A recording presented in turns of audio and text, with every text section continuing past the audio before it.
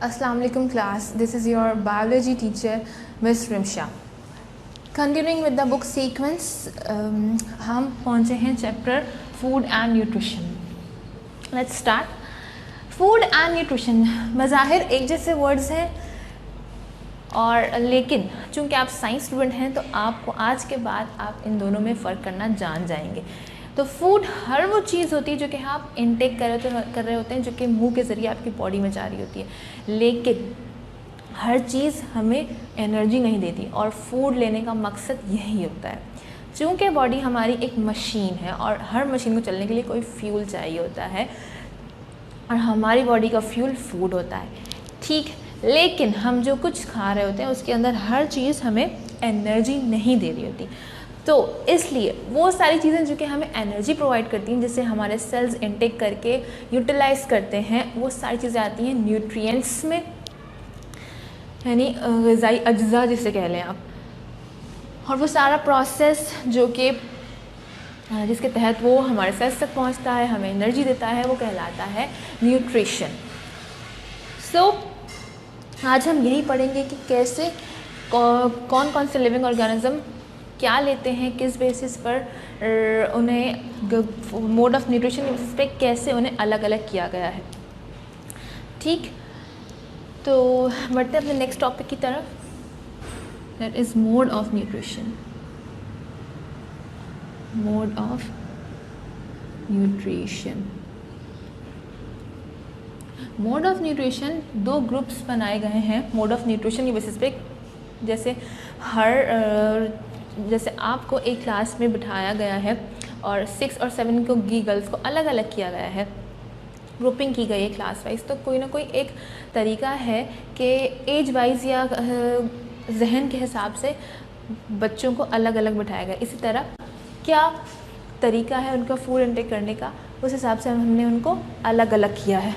तो हमारे पास एक ग्रुप है ऑटोट्रॉफिक के नाम से,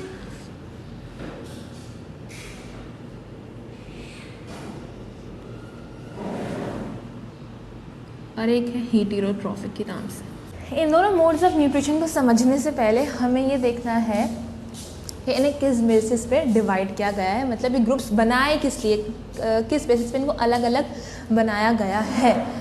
तो सबसे पहले इस चीज़ समझ लें. एक होते हैं हमारे पास ऑर्गेनिक कंपाउंड्स और एक होते हैं inorganic compounds.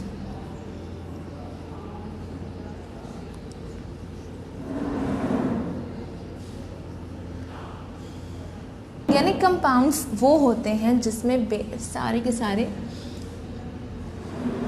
See that is carbon, hydrogen and oxygen लाजमी पाया जाता है, उनको हम कहते हैं ऑर्गेनिक कंपाउंड्स, ठीक है. और बाकी सारे ऐसे कंपाउंड्स जिनमें ये तीनों नहीं होते वो सारे होते हैं और इनऑर्गेनिक कंपाउंड्स. अब ये तो थी ये दो टर्मिनोलॉजीज, समझ लीजिए कि ये आपको इन्हें समझने के लिए पता होना चाहिए कि ऑर्गेनिक कंपाउंड्स क्या होते हैं और इनऑर्गेनिक कंपाउंड्स क्या होते हैं, ठीक. अगर हम क्लास 6 और 7 वाली डेफिनेशन को देखें तो आपको टीचर ने बताया होगा कि ये वो ग्रुप होता है जो कि अपना खाना खुद बनाता है, किसी पर डिपेंड नहीं कर रहा होता, इंडिपेंडेंट होता है अपने लिए. यानी कि वो ऑर्गेनिक मटेरियल बनाता है, ऑर्गेनिक फूड बनाता है अपने लिए. कहाँ से? इनऑर्गेनिक से,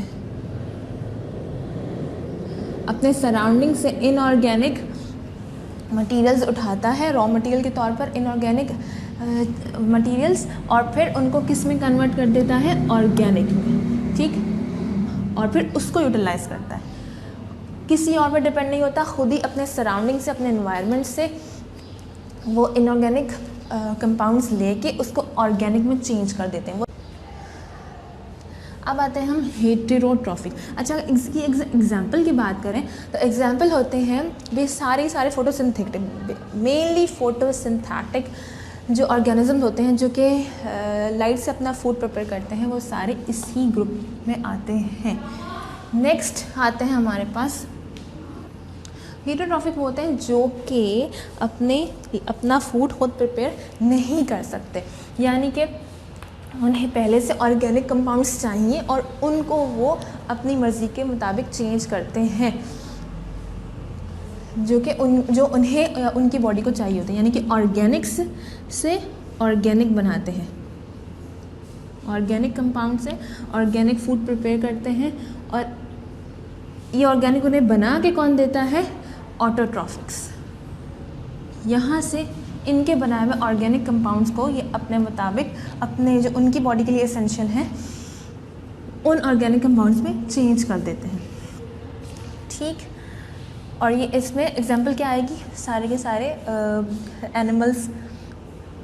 सबसे बड़ी तो एग्जांपल हम, क्योंकि हम जो प्लांट्स जो खा रहे होते हैं, जिसमें सीरियल्स हैं, फ्रूट्स हैं, वेजिटेबल्स हैं, वो सारे हमें कौन बना के दे रहे होते हैं? हम प्लांट्स बना के दे रहे होते हैं। वो क्या होता है? ऑर्गेनिक होता है, जिसे हम इनटेक करते हैं, वो भी ऑर्गेनिक होता है। और जो हम डाइजेस्ट करते हैं और जो डाइजेस्ट होने के बाद जो वो स्मॉलर मॉलिक्यूल्स में टूटता है, वो भी ऑर्गेनिक ही होता है। अब ये जो हेटरोट्रॉफ्स होते हैं वो क्या इनटेक कर रहे होते हैं? हमने उसको 7 बेसिक कैटेगरीज में डिवाइड किया है, लेकिन यहाँ हम 6 पढ़ेंगे, क्योंकि जो 7th है दैट इज़ रफ एज, हम 7 में पढ़ कर आए हैं कि वो हम सिर्फ और सिर्फ फूड को सॉफ्ट कर रहा होता है, उसका कोई काम नहीं होता एनर्जी से, लेकिन फिर भी वो हमारी जो फूड है उसमें एसेंशियल होता है। तो आज हम पढ़ेंगे इन 3 के बारे में बेसिकली, कि ये क्या कहाँ से मिलते हैं और इनका basic structure. Carbohydrates, proteins, fats, mineral, vitamins, water. अब ये सब क्या हैं? ये मैक्रो मॉलिक्यूल्स हैं। माइक्रो मॉलिक्यूल्स, मैक्रो मतलब बड़ा, 6 मैक्रो मॉलिक्यूल्स हैं। मैक्रो मतलब बड़ा। अभी हमने देखना है कि ये कौन से छोटे मॉलिक्यूल्स से बने हुए हैं। मैक्रो मॉलिक्यूल्स हैं तो हम डाइजेस्ट तो नहीं कर सकते, उससे पहले इनको छोटे मॉलिक्यूल्स में तोड़ना है। तो ये कौन से छोटे मॉलिक्यूल्स हैं जिनसे ये सिंथेसाइज हुए होते हैं? तो पहले तो कुछ टर्मिनोलॉजीज़ हैं वो हम देख लेते हैं। जो स्मॉलर मॉलिक्यूल्स हैं ये क्या करते हैं?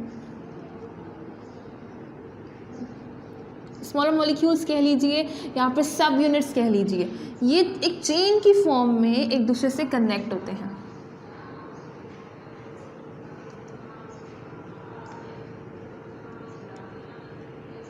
और सब यूनिट एक इनकी चेन आ रही है। जब ये चेन की फॉर्म में कनेक्ट हो जाते हैं तो फिर वो हमारे पास आता है एक बड़ा molecule, that is macro molecule.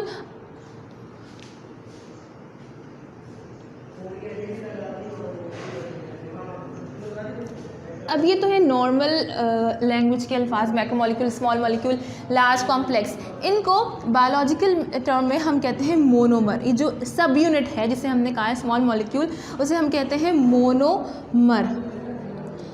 Mono means 1, तो एक मॉलिक्यूल को हम कहते हैं मोनोमर। और जो बड़ा बना है पूरी एक चेन की फॉर्म में ज्वाइन होने के बाद बहुत सारे मोनोमर के, उन्हें हम बोलते हैं पॉलीमर।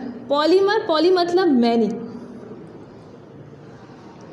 ठीक, तो अब जो हमने कैटेगरीज पढ़ी हैं 6 कैटेगरीज, वो 6 की 6 कैटेगरीज के अपने मोनोमर हैं, अपने पॉलीमर हैं। जस्ट लाइक कॉमन नाउन होता है, प्रॉपर नाउन होता है। कॉमन नाउन ये तो ये है कॉमन नाउन मोनोमर। अब जो हम 1 by 1 हम पढ़ेंगे, कैटेगरीज पढ़ेंगे, उसमें हम देखते हैं कि उनके क्या। Simple sugar to starch, simple sugar to starch और ग्लाइकोजन।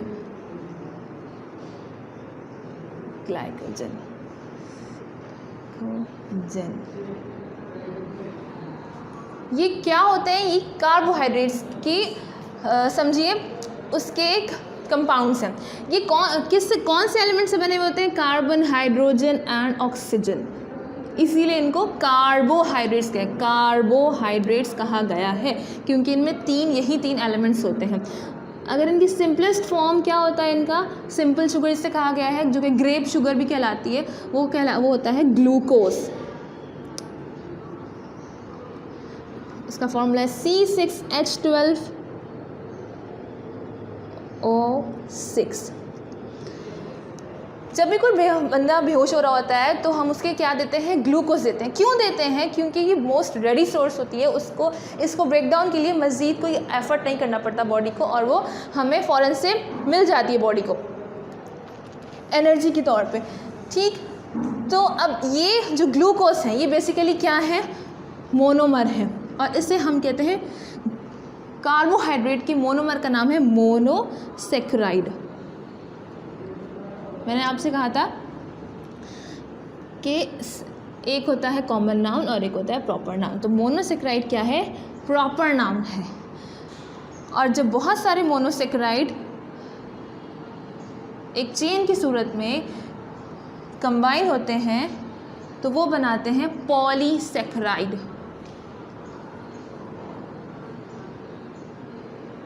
पॉली मीन्स मैनी, जो कि एक लार्ज और कॉम्प्लेक्स मॉलिक्यूल है कार्बोहाइड्रेट का।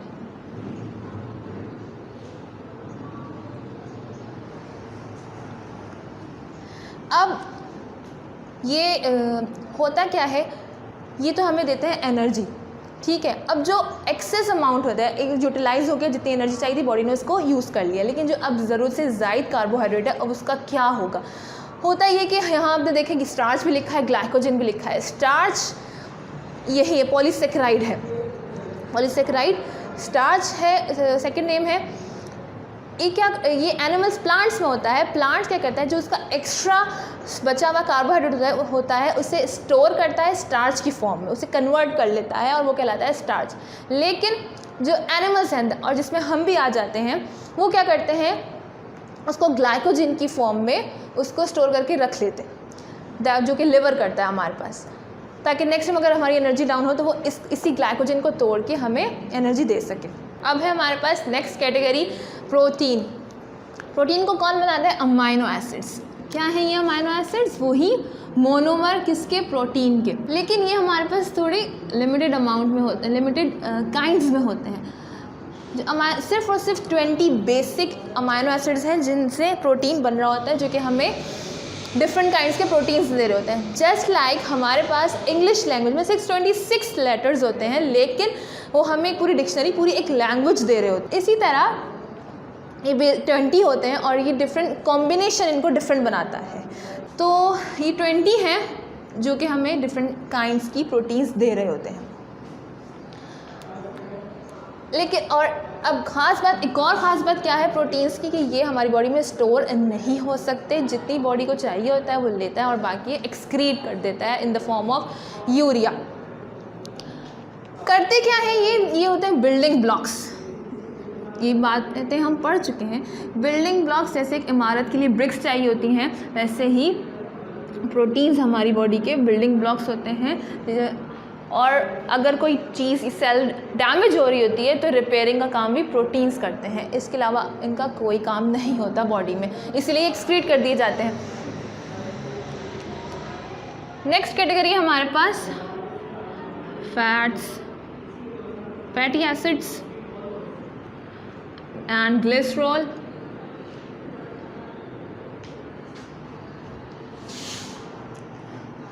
To fats and oil.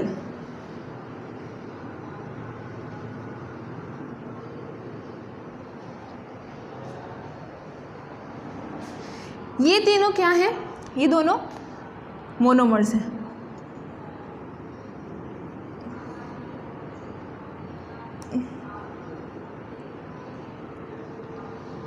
किसके, फैट्स एंड ऑयल्स के।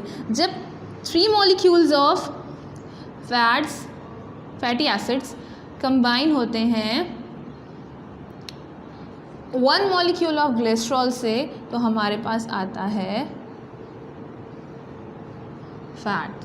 फैट और ऑयल में क्या डिफरेंस है, फैट जो होता है वो सॉलिड होता है रूम टेम्परेचर पे, और ऑयल जो होता है वो लिक्विड होता है। इसको ब्रेक डाउन करने के लिए हमें बहुत एनर्जी चाहिए होती है, पूरी बॉडी को बहुत जितना कार्बोहाइड्रेट 2 ग्राम में देता है एनर्जी, वो ये 1 ग्राम दे देता है। लेकिन इसको ब्रेक डाउन में बहुत ज़्यादा एनर्जी चाहिए होती है, इसीलिए हम कार्बोहाइड्रेट्स, पहले फर्स्ट ऑफ ऑल कार्बोहाइड्रेट्स को ब्रेक डाउन करती है हमारी body. Hope you have all understood the topic. थोड़ी सी चंद नई चीज़ें, थोड़ी सी मुश्किल होगी, आप इस वीडियो को दोबारा प्ले करें और दोबारा गौर से सुनें, आसानी से समझ में आ जाएगी, और बुक थॉरोली रीड करें। Thank you so much.